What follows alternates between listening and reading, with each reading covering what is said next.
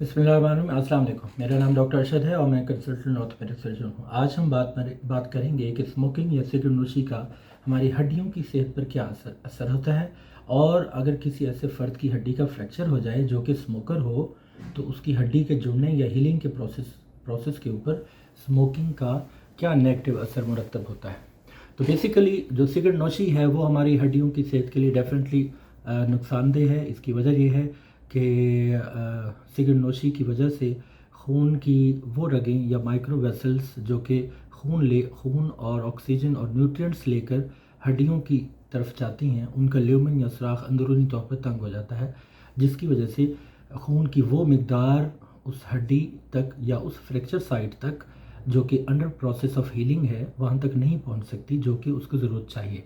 तो वो oxygen, nutrients या ग़िज़ाई अज्जा जो कि हड्डियों के जुड़ने के लिए ज़रूरी होते हैं, उनकी कम मिकदार पहुंचने की वजह से हड्डियों का जो यूनियन या उनके जुड़ने का जो प्रोसेस है वो स्लो डाउन हो जाता है as compare to non smoker.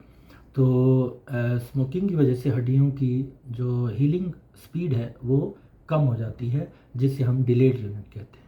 Means कि हड्डी जुड़ेगी सही, लेकिन अपने वक्त से ज़्यादा जो नॉर्मल टाइम उसको हड्डी जुड़ने के लिए चाहिए उससे ज़्यादा टाइम लेगी। या फिर सम टाइम ऐसा भी होता है कि हड्डी बिल्कुल नहीं जुड़ती, जिसे हम नॉन यूनियन कहते हैं। इसके अलावा स्मोकिंग जो है हमारे आंतों के ऊपर, मेदों के ऊपर भी असरअंदाज होकर कैल्शियम और विटामिन डी, ये जो इंतहाई ज़रूरी ग़िज़ाई अज्जा हैं हड्डियों के जुड़ने के लिए, उनकी अब्जॉर्प्शन को कम कर देती है, जिसकी वजह से भी हड्डी के जुड़ने का जो प्रोसेस है वो स्लो हो जाता है।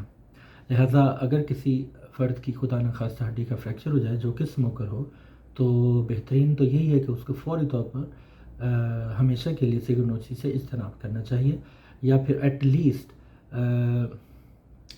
हड्डी टूटने और उसका इलाज शुरू होने से एटलीस्ट 3 to 4 मंथ्स तक, जब तक कि उसकी हड्डी मजबूती नहीं पकड़ लेती, तब तक सिगरेट नोशी की तरफ नहीं जाना चाहिए। बहुत शुक्रिया।